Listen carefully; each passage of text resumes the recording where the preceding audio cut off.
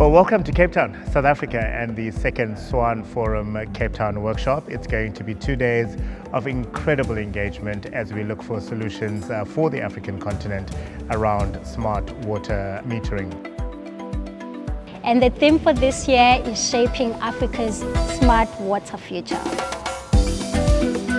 I'm so excited about this year's event. I'm really looking forward to meeting the various stakeholders, and I do know that some of the colleagues in the sector will be joining.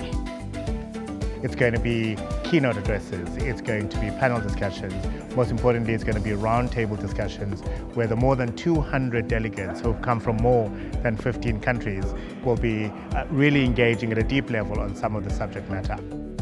We are the leading global hub for the smart water sector, and our goal is to be a central resource for smart water information, but also to accelerate the sector. So, in short, transforming water together.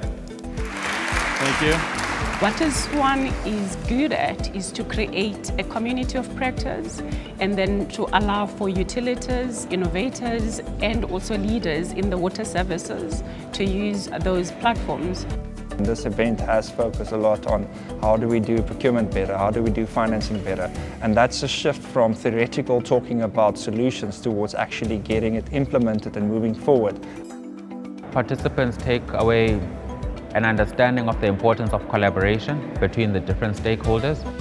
7, 6, 5, 4, 3, 2, 1. The concept of roundtables is a good innovation where we are broken into different groups and we are able to share experiences in the utilities or organization where we come from. We talked about private sector participation and partnerships. For me, the most key has been round table discussions where the delegates stop being visitors and actually they become participants to some key elements and questions around what they'll be doing. So governance plays a very critical role in terms of one of our solutions.